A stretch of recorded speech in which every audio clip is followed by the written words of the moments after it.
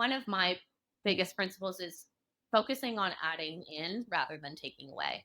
So I think with a lot of digestive symptoms, the mindset can very quickly turn to, okay, what do I need to take out of my diet? What is triggering? What do I need to eliminate?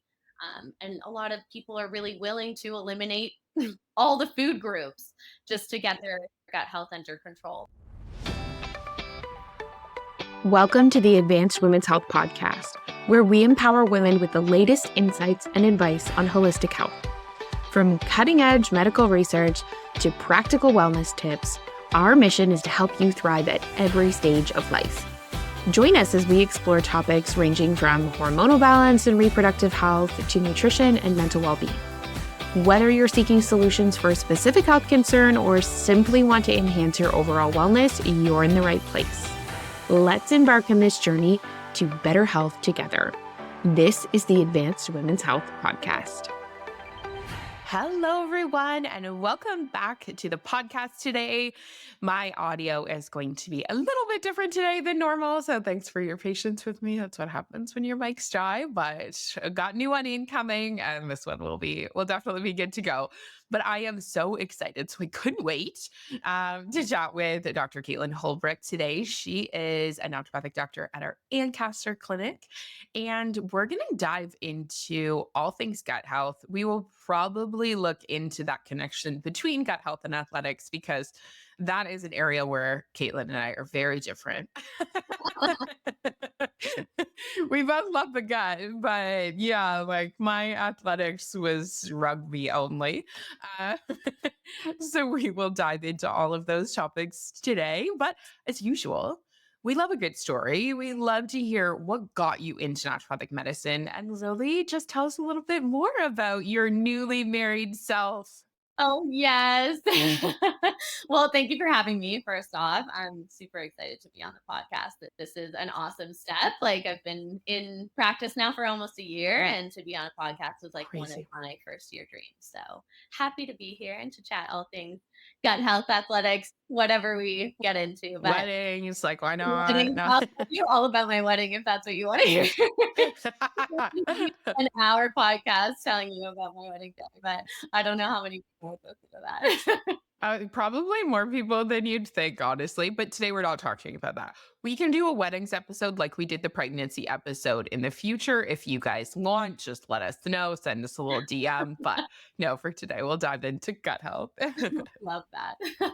Um, yeah, well, I mean, what got me into gut health in general was really my personal experience. So I feel like when you enter practice, especially from the beginning, you end up being more drawn to what you personally know. And to me, that very much was gut health and digestive struggles. The athletic side of things, so like going all the way back through my story, was that I grew up as a competitive Irish dancer. I started dancing when I was 5 years old and became like a high level competitor by the time I was 10. So there's a lot that went into that, a lot that I learned about my body, about the mind body connection. But overall, I was in very good health until I retired from dance and I went to university. After I graduated high school, I went to McMaster for kinesiology. That was like the best fit for me. Like, you continue to learn about the body and health and physiology and all of that,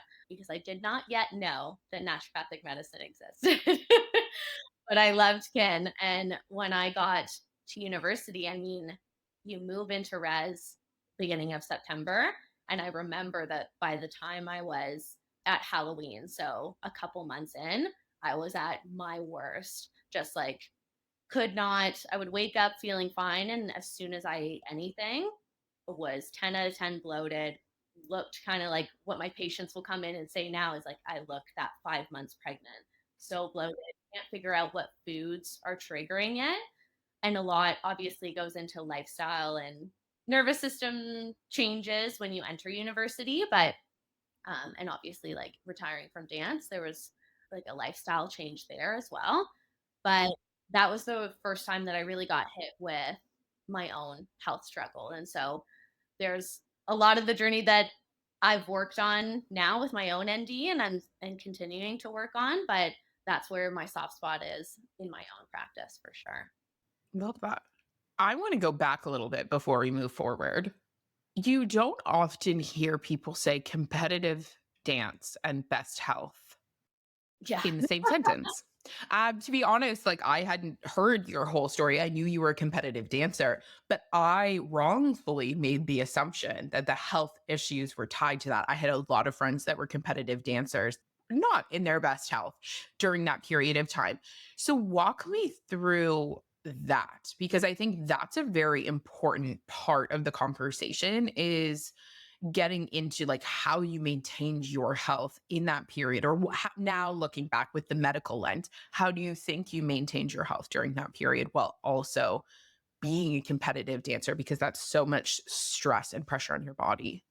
Yeah, and that is actually I feel called out because looking Sorry, not sorry.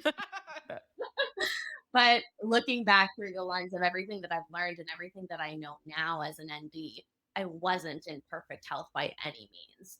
But I guess my lens going through it growing up was like, I don't get sick that often.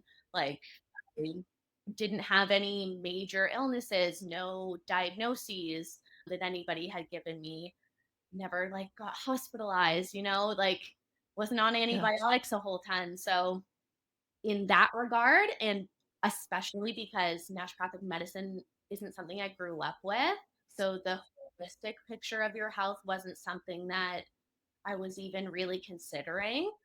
So in the conventional lens, I was in great health because my doctor Right. never had to see me. Yeah. Had I been working with an ND or kind of like had more knowledge on what true health is, then definitely looking back on it, I was not nourishing myself properly. And that's not to say like that my parents didn't feed me well. They absolutely did, but I was getting 2 chocolate chip muffins a day. And then I would like burn thousands of calories a week because I was dancing like 5 to 6 days a week sometimes. And I was just like a stick thin, like nothing. I didn't gain weight from anything. So I would come home from dance and eat either brownies or nachos and Yeah. never had a problem. So in that regard, I would have, and that has been, to your point, like a big motivator for me moving forward and into this career has been all the things that I wish I knew then that I didn't about even you touched on nervous system. Yeah, I didn't go on antibiotics a lot, but I had like breakdowns before every major competition. And that was just how Yeah. I was used to and what I thought was normal or like was working fine, quote unquote, fine for me back then. And then when you learn better, you do better. But definitely there were a lot of gaps in my childhood and in my dance career. Well, I think it's even an interesting statement. It's like you learn better, you do better. That's not necessarily true. We talk about that all the time on our daily calls, right? Is like sometimes you learn better and you just know better.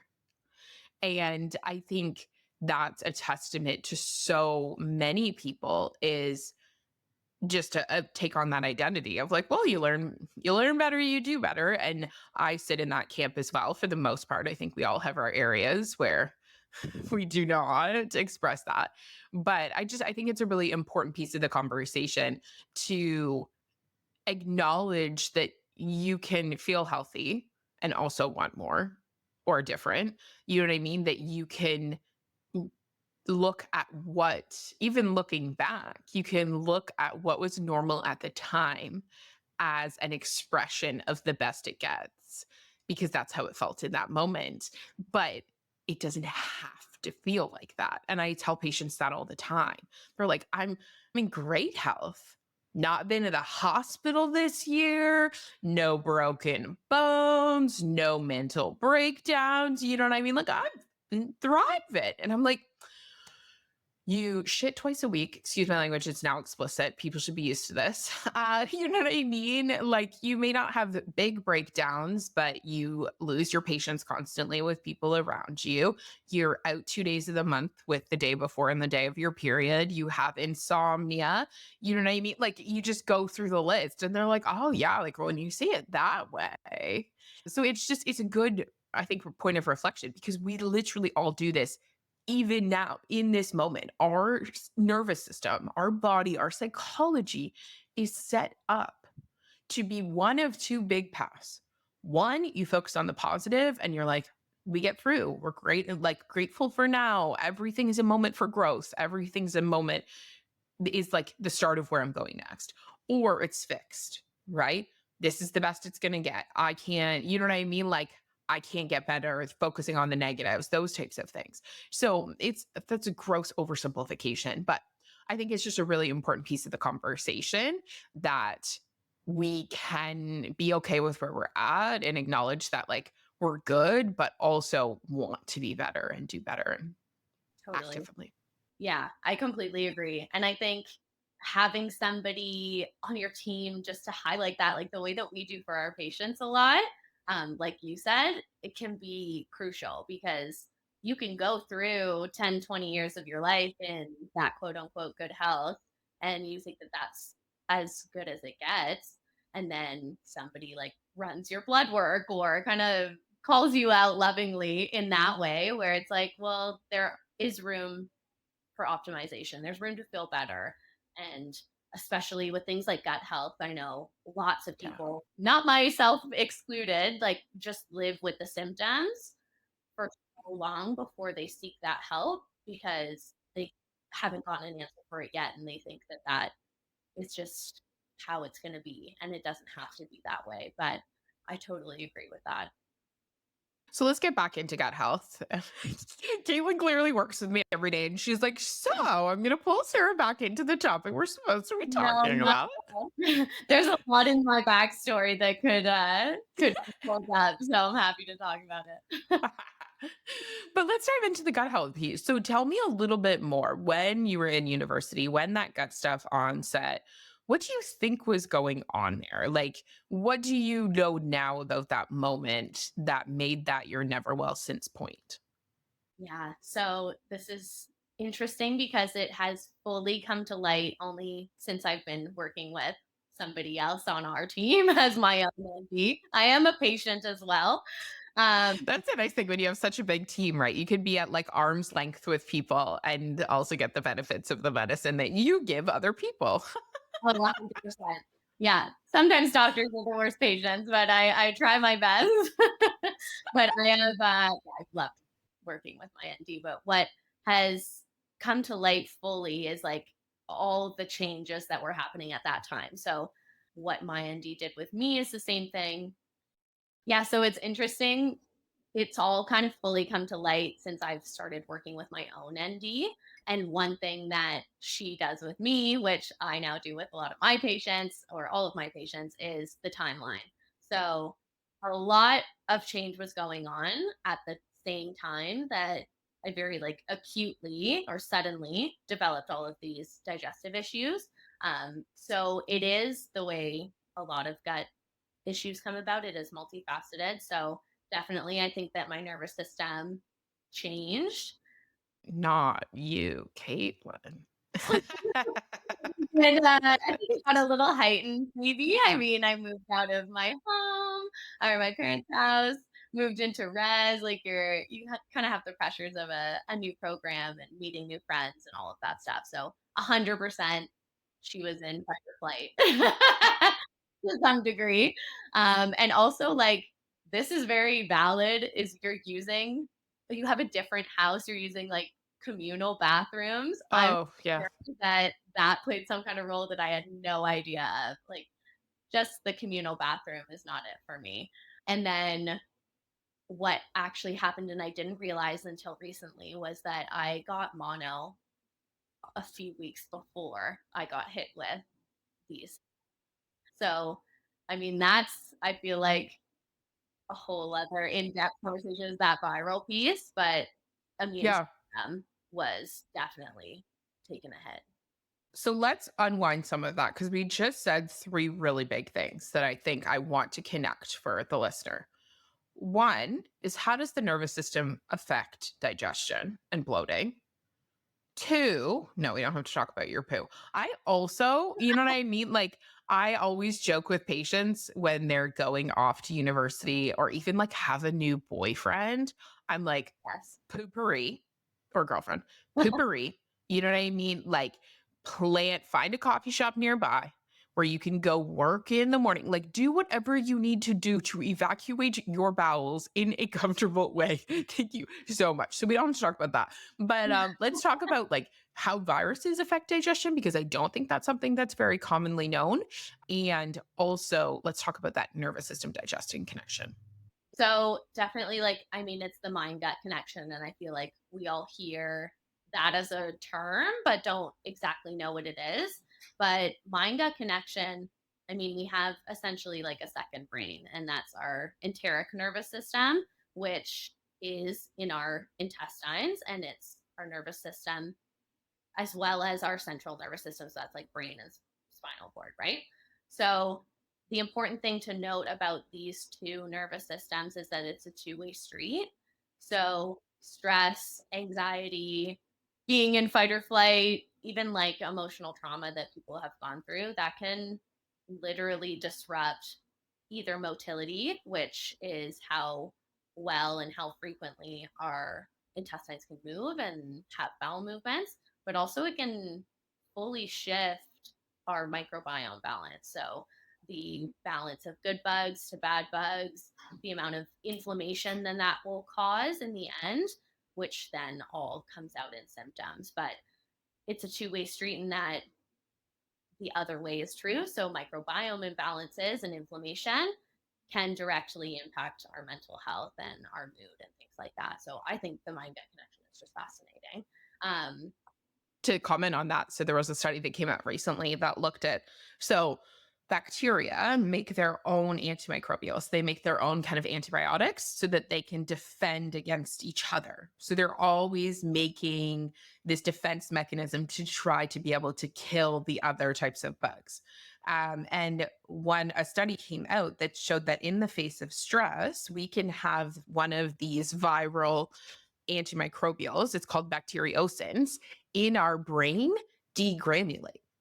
So when we get stressed, we can have these circulating compounds actually unload the inflammation and the stress response in our brain. So then we get more neuroinflammation, we get more symptoms related to mood, and then that causes a stress response that pulls blood flow from the gut, that changes our enzymes, that changes our bugs, and you get stuck in this like crazy pattern. So I thought that was so cool. Yeah, that like that connection, even just between the gut, and because we all know like you can have these low grade symptoms and then you get stressed and then everything seems to unravel and you can't get back from it. And you're like, why? Like it was just a hard meeting. It was just XYZ, but it's actually because you could have bacterial compounds and inflammation unload in your brain. It was, anyways, the body's so that's cool. amazing. Yeah, I feel like there's nothing that I don't learn about the gut and the microbiome that I'm not amazed by. It can be very complex, but it also can be very simple at the same time. But yeah, I mean, the viral piece is going to be a lot bigger, I'm sure, moving forward, like in the world that we're in right now. But even like something like mono, knowing that that is, I mean, it's Epstein-Barr virus, so something that can recur and is can be triggered by stress. That further just connects those dots between virus, stress, gut symptoms, right? Yeah, and with viruses, to your point, like we know very little right now about what viruses are capable of, right? We are in a world of post-viral research where we're seeing diabetes onset rapidly, where we're seeing fertility changes dramatically in men and women, where we're seeing digestion changes, mental health changes, all of these different things. And what I always say is we have always known viruses are capable of a lot of crazy things, right? You see cold sores and how different people break out in cold sores. You see that cervical cancer is associated with certain types of a virus, right? Like all of these things, we know that they're capable of so many layers of dysfunction, but people just go back to, oh, I had that when I was 16. It's not a big deal, right? Or they don't even think to put it on the timeline. Like when I had mono when I was 16, 17, I was out of school for 3 months. I couldn't get out of bed. I was sleeping 20 hours a day, right? It was a very notable moment in my life. I didn't just have a sore throat. I kissed a stupid boy at a stupid dance and then was out of school for 3 months. Oh no. Stupid boy, too. Like not even a good one. Not even worth Stupid. it. It wasn't even oh, it was Oh, not worth it. It was awful. But anyways, and I know everyone knows more about me than they need to, but it was very notable. Where some people, mono is like a bit of a sore throat and a little bit of fatigue, and so they don't even think to put that on their timeline, but it can have really ongoing implications in your health. So I do think it's so important that people I understand to identify that. 100%. And I think the same thing goes for the nervous system. Like you telling that story reminds me of a patient who, I mean, we do the same thing timeline wise. It's like when the onset of these symptoms happened, what did your life look like? Yeah, did you fall ill or were you under significant stress? And this patient specifically, she was like, no, I can't find anything. And I hear that a lot. And I'll just say, sit with it. You know, if something comes up, let me know in a follow up. And she came back the next time, um, and she was like, you know what? I don't know why I never put it together, but my dad and my best friend were diagnosed with cancer at the same time that I got diagnosed with this condition, and it's just highlights like timeline really really matters, and that's why I think us having the time, like the gift of that time, to put a timeline together with our patients is so important. It's so true because especially like that is such deep trauma that we don't even we it's not even safe to let ourselves access that on a day-to-day basis. You know what I mean? Having your whole life uprooted like that. You just you can't. Like your body would cease to function. That is why we compartmentalize certain things at certain times. So, yeah, it's such a good point. Like we have that time for reflection, which is so big. Oh, 100%. Today's episode is brought to you by none other than Advanced Women's Health. If you are interested in diving in deeper to your health, if you are finally ready to feel like yourself, and you are finally over hearing everything's normal, everything's fine, and you want a deeper dive into your healthcare, then we are here to help you. We are currently helping patients in British Columbia and Ontario, Canada. But don't worry, if you're in another province, still reach out, get added to the wait list as we expand coast to coast. We cannot wait to work with you. Check out the show notes for more information on how to get started. So then diving into the digestion piece, how do you think about digestion in a consult? So what symptoms are you going through and helping people identify that could be signs that they have a digestive issue?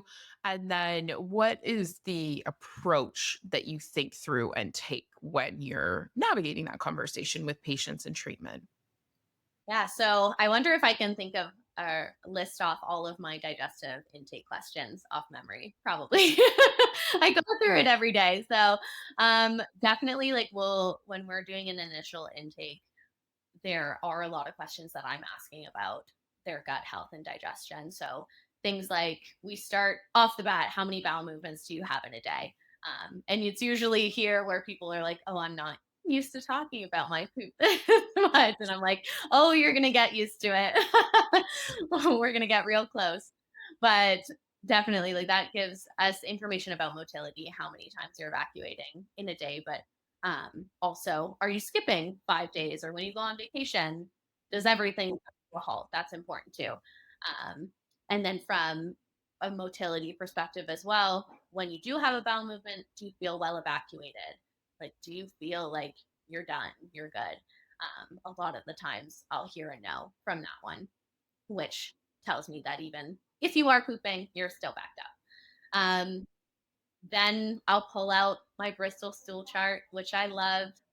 It'll tell you if you Google it, it'll tell you type 1 to type 6, and it gives you like pictures of what your poop could look like. So we want that ideal in the middle of the chart. Type 4, I describe this as like a long banana shape, smooth edges. Um, nothing funky going on in terms of, is there undigested food in the stool? Is there blood? Is there mucus? Those are things that we don't want to see.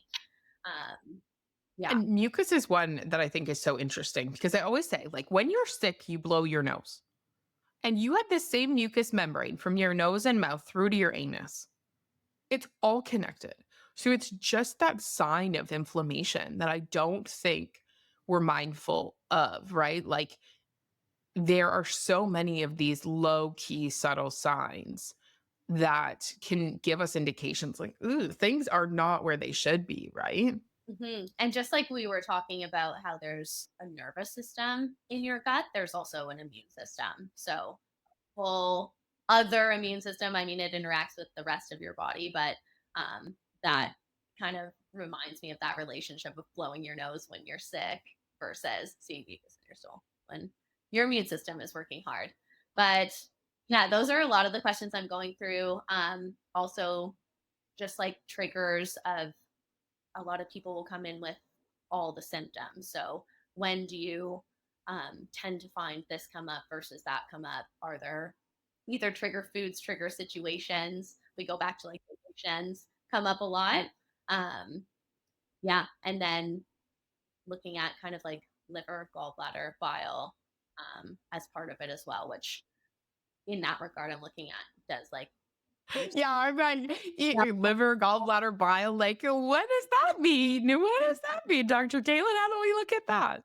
so you want your stool to sink to the bottom of the toilet, right? If people will have it float on top of the water, and or if you're triggered by foods that are like deep fried fatty foods and that causes like you to run to the bathroom, loose stools, then potentially that's what we're looking at, is like maybe bile isn't working or is flowing as well as we need it to. Yeah, I know that Yeah. was a topic to just like slide in there. I know, right? We always do that. So, just to back it out a little bit, so your liver is an organ in your body that eliminates cholesterol, it eliminates toxins, it eliminates just a lot of junk, right?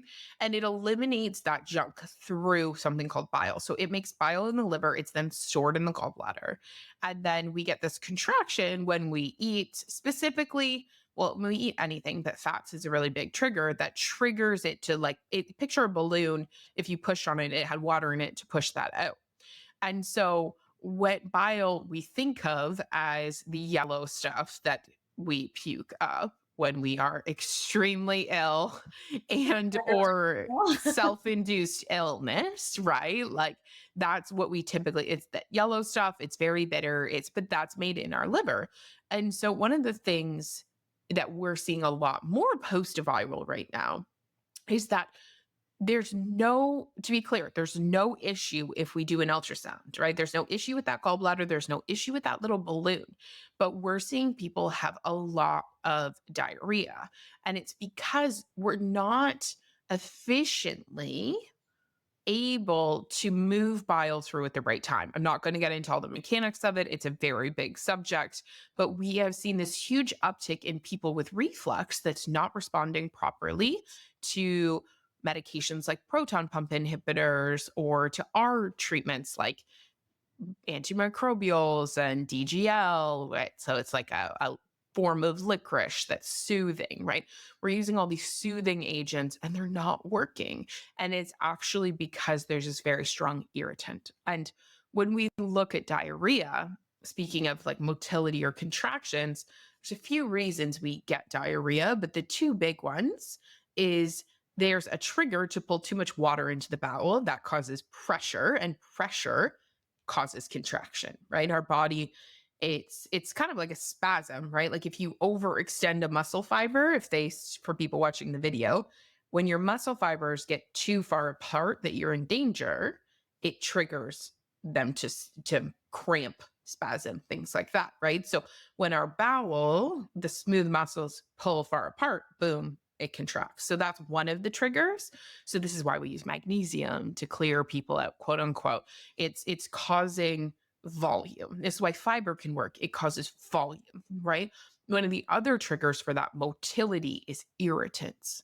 So that can be too much inflammation, that can be a parasite, that can be norovirus. God only knows, I've experienced that recently. I know that can be bile. Bile is irritating. That can be for anyone who's had MCT oil and just about shot their pants, right? Like that fat on its own can be an irritant. So those are the two categories we look at when we're looking at what's contributing to that kind of evacuation response. And so whenever we see tricky diarrhea cases, our brain is like, what's going on in their liver? And I make this joke internally all the time. As a very egoic, research driven new grad student, when I came out of school, I was like, I don't know why NDs do these liver detoxes. This is crazy, blah, blah, blah, blah, blah. And then, of course, because we all get fed the medicine that we don't want, over the years, there's just been so much research coming out on how the liver affects diarrhea, how the liver affects constipation, how the liver affects our brain, and how much cortisol or stress hormone we make, and affects our thyroid and our energy, and like all these things that you don't want to be right. But I think that also is another reason that digestion affects everything, because you can have those liver issues from the food you eat. You can have those liver issues from a virus, but you can also have those liver issues from bacteria that are in the gut. So they start the problem that then trickles through to our thyroid, to our cortisol, to all these other systems in the body that us woo woo data driven naturopaths are treating the liver for. So, yeah, anywho. I definitely did the same thing when I was in school. I was like, "Oh, liver detoxes, hate the word, like, Yeah. didn't believe in it, didn't know what it was," and then definitely started learning from you and our team and was like, "Oh, the liver is has its hand in absolutely everything." And everyone's always like, I still don't like the word detox, right? Because people be like, the liver can detox itself. Of course it can, everyone. You know, that's not what we're talking about. It's like liver detoxes are fancy words for antioxidants, things that are supporting the decrease in inflammation in the liver, the things that are supporting more bile moving at the right time. If I hear one more time, the liver can detox itself, it's like, yes, and you can also poop on your own. Do you do it successfully? You know what I mean? Like the machinery is there for you to have a beautiful shit every day. Do you? Do you? So, anyways, I'll put that aside. You can tell, like, we just, anyways. Whew. Sarah will calm down and we I will knew that talk about bringing up digestion. I knew bringing up the liver and bile would get you there. I was just doing that for you. I feel like sometimes you guys try and do it because I am like quite sassy on our calls. And like anyone who knows me well knows I say it like it is. But sometimes I dial it back publicly because I'm like, people, No. not everyone can handle this. So I feel like sometimes you guys try and like poke the bear just to make it come out and be like, look what I deal with. Look what I deal with all day. Or just so I can tell everyone else on our team I got Sarah heated on just have to talk to the file, that's it. Exactly. But moral of the story is it is a very important piece of the equation when it comes to digestion. 100%, yeah, and you noted, one really good, connection was the microbiome to the bile, and how I mean, the opposite can be true as well, is that bile is an antimicrobial to some degree. So if we don't have enough or it's being released at the wrong times, we can cause a microbiome imbalance from the bile imbalance. And the opposite that you said was true as well. So sometimes becomes a little bit of a chicken or the egg, but that's where we get to to dig into it. Yeah, and one thing I want to say, because now you've got me started, so I might as well just give her. So bile is also a hormone. So when we talk about bile, it's again, I won't get into the deep components of it, but bile can be transformed into a hormone. And we talk a lot about internally that your gallbladder is not just an optional thing. The body does nothing optionally, it would get rid of it if it did. And one of the things we see a lot after someone has had their gallbladder removed is that and this is again, the research has shown, this is not just my opinion. The research has shown that not only do people have an increase in loose stools, poor digestion of food, poor absorption of fats, those types of things, but you can also see significant weight gain because of how bile being released at the right time is a very important hormone for insulin signaling. Nothing happens by accident. And so, if you're sitting here, you've had digestive issues, you're thinking through some of these bio pieces, and you're like, you know what? I am tired. You know what? My thyroid has been flagged as a little bit lukewarm. I do have digestive issues. I've gained weight. If you have been in this camp where you have had your or your gallbladder removed, this is really where for us, like we shine because there's so much we can do. And again, like I have patients that have had their gallbladder removed, become pre-diabetic and or diabetic, and gain 20 to 50 pounds in a year following without making any changes. These are really significant impacts that can happen on the body when we start to mess around with digestion and organs and all that kind of stuff. So, not to say that you shouldn't have your gallbladder removed if you have an extremely large stone, meaning like 2, 3 centimeters that's growing and also blocking the duct. That's probably a reason that a surgeon would talk to you and say, like, hey, your duct is blocked. This is an issue. But I see so many people with gallbladder sludge, quote unquote, or tiny stones on imaging that are like, oh, let's get it removed. And it's not all, obviously, it's always individual, blah, blah, blah, blah, blah, medical disclaimer, but it's not the general recommendation anymore.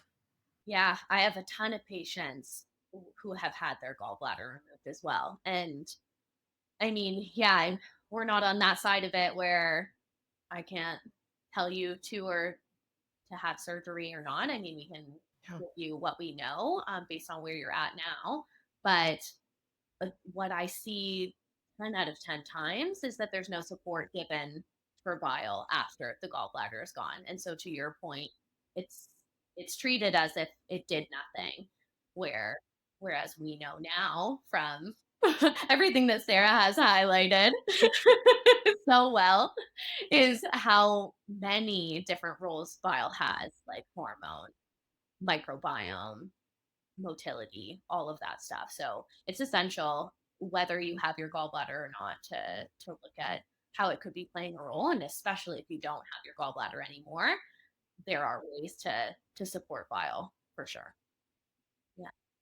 So let's dive into how you approach treatment.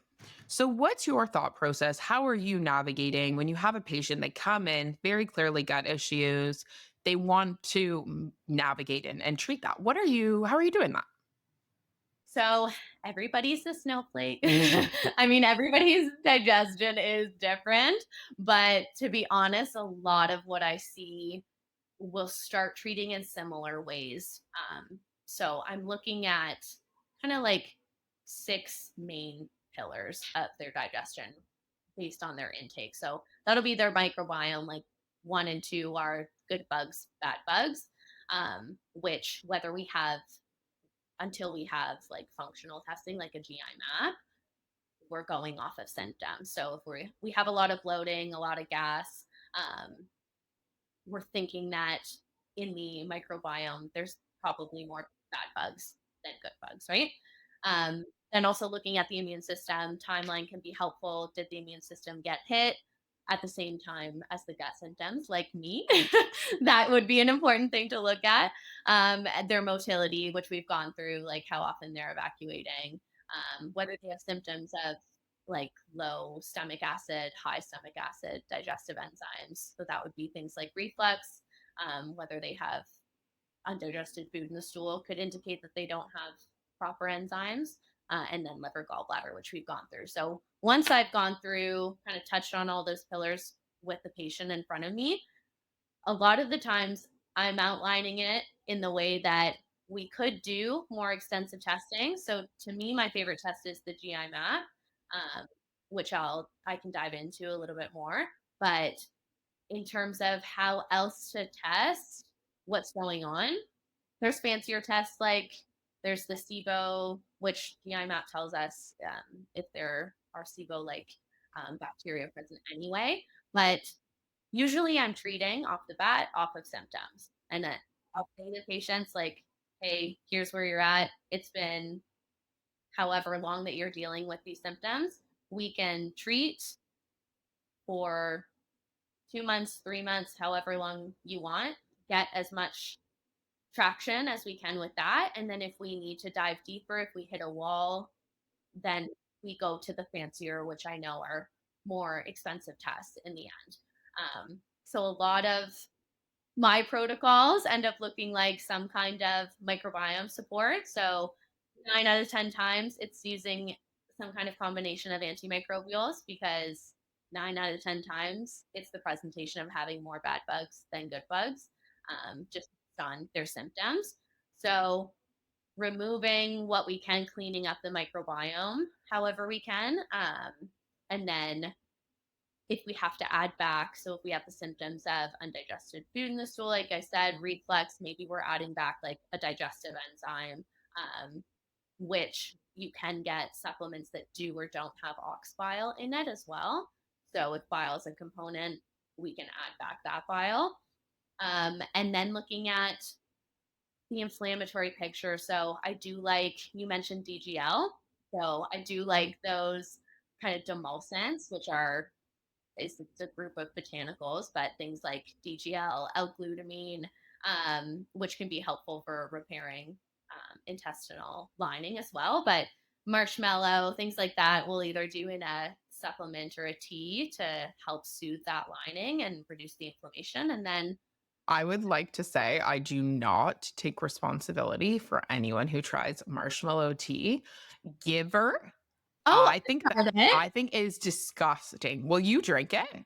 Yeah. And I've done slippery elm tea, which Oh, that's a boundary for me. It's like drinking swamp snot. I know I'm selling it really well for all of your patients who you now recommended to in the future. I can shoot apple cider vinegar like it's my job. I can take tinctures straight out of the bottle. Like I have children. I don't even measure them. You know what I mean? I have a liter of immune tincture literally on my desk without question. You give me slippery elm or marshmallow tea, it is like swamp snot. It is earthy and slimy. And like, I would just like to say, if you try it, please feel free to message your reviews to Kaitlyn. we have I found, will not take responsibility for that. to be fair, I usually will use it in the supplement because I do know what it tastes like. And to me, it's the consistency that will probably turn people off more than the taste. But Gross. now I found one of Sarah's buttons again is her bounce with supplements is offer her a demulcent tea. Yeah, exactly. Next time I show up in Ancaster, you're gonna be like, want a tea? No, not that one. We only Not have that one. sorry to trigger you, but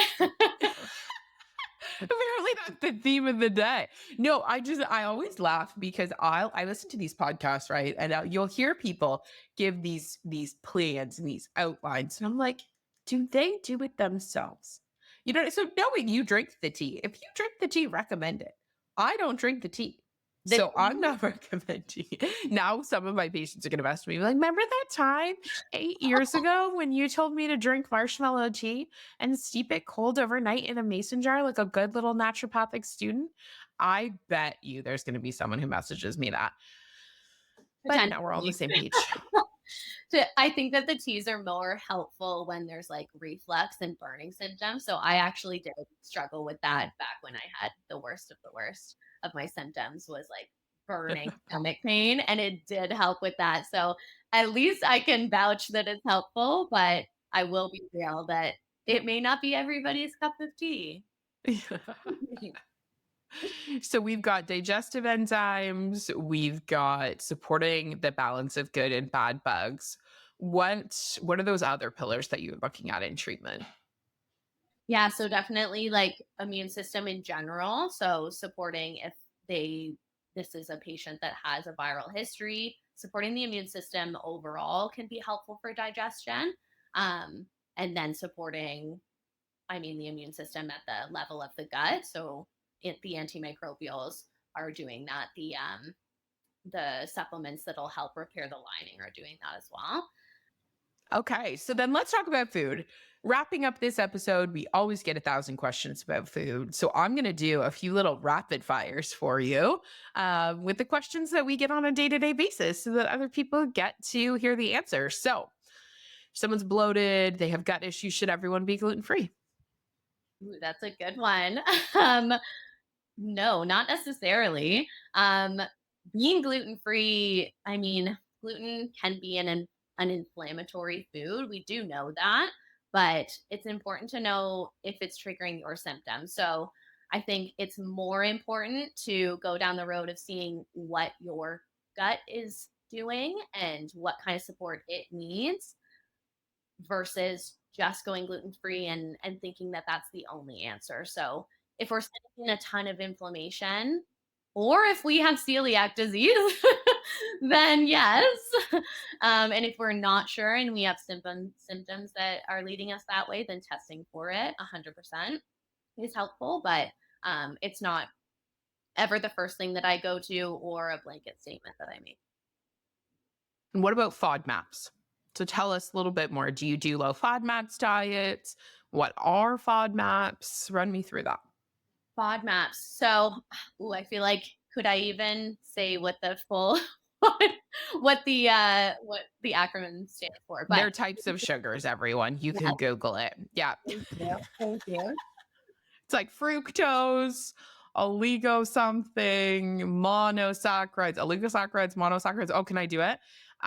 What's A? I think the A is And? and polysaccharides. Oh, there we go. Hey, Nailed it. totally know what FODMAP is.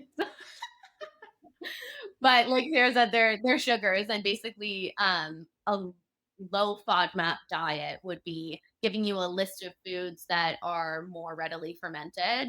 So when you have again like more bad bugs than good bugs in the microbiome, then those types of foods will probably be more fermented by that gut microbiome and cause more bloating and gas and symptoms. And then there are, on the flip side, another list of foods that are low FODMAP and are less likely to cause those symptoms.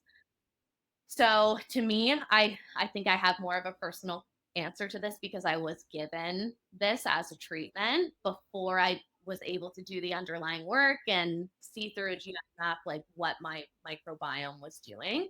Um, the low FODMAP diet, I will say, it's hard. It is an extensive list of foods on either side, and so again, I think that there's a lot more looking at all of the pillars that will push us forward. Not that it's not helpful. So there's kind of two sides to it. If it is helpful to you as you are doing the antimicrobials and figuring out what your bile is doing and all of that other stuff, working on motility, then it can be helpful if that's what we're struggling with is the fermentation, the gas and the bloating. But I do find that one to be a tough one for patients to take on because it is quite restrictive, and that's not usually what I'm aiming for. Yeah, no, I totally agree. And it's no one's saying it doesn't work. It's just if you deal with the bugs, you need the bugs there to ferment the food for the food to be an issue, right? So, yeah, totally, totally. And then in terms of dietary principles, what do you tend to recommend for digestion? So we'll wrap up with that. Like when you talk to someone about the range of dietary recommendations that we can look at, what are the principles? What are the things that you start with that you find most important?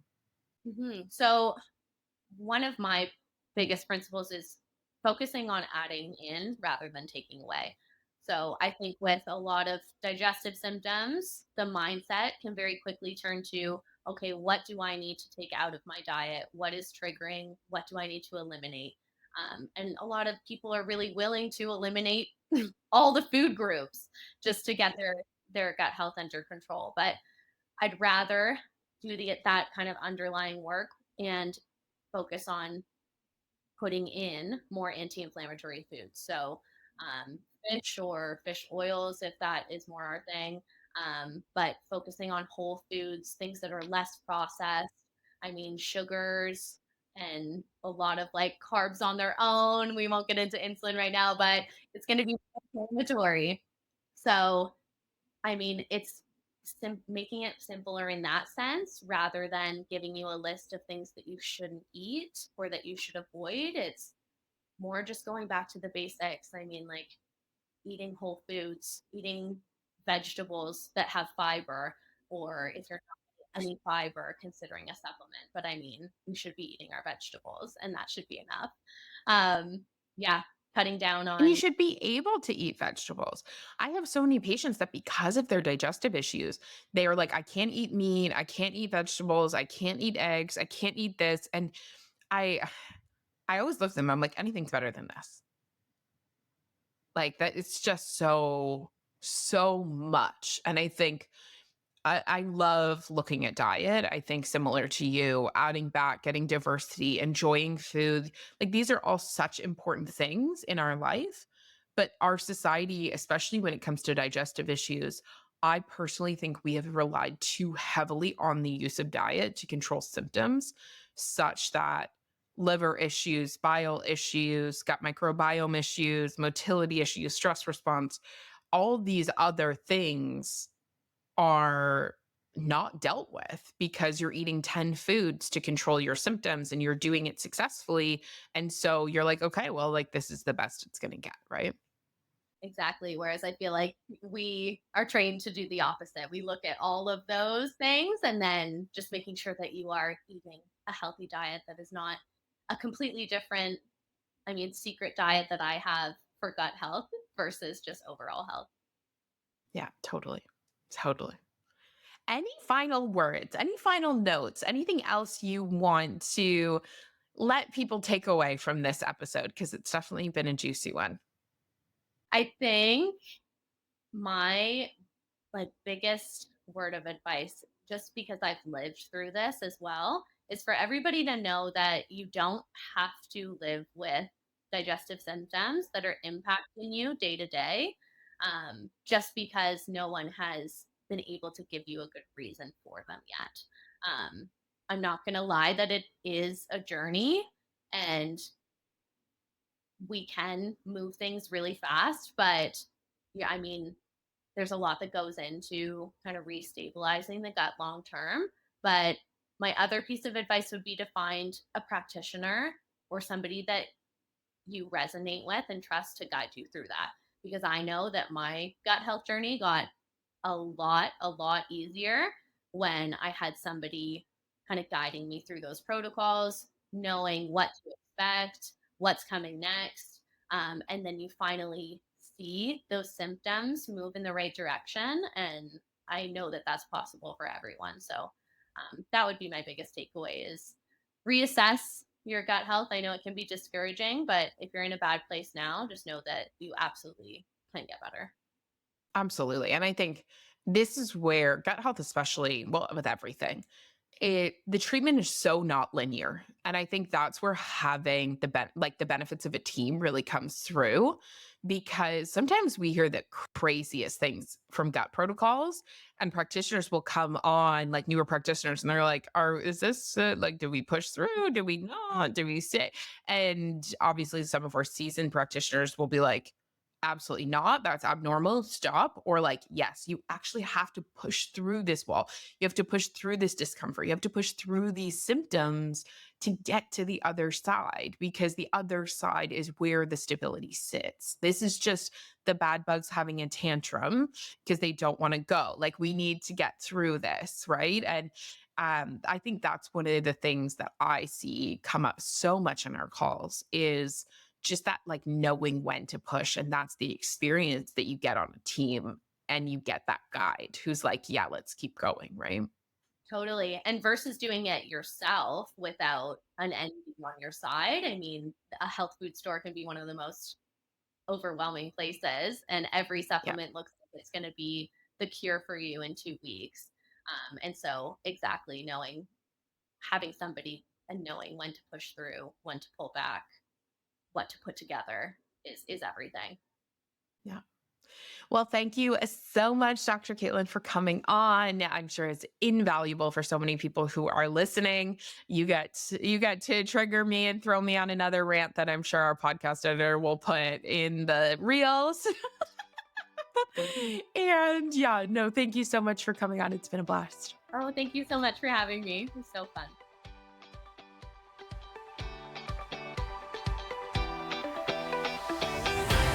Thank you so much for listening. I hope that you had as much fun as we did. And if you loved today's episode, share it with a friend and leave us a review. That is how we spread this message, and that is how we are going to revolutionize healthcare in Canada for women. Have a beautiful day and be well.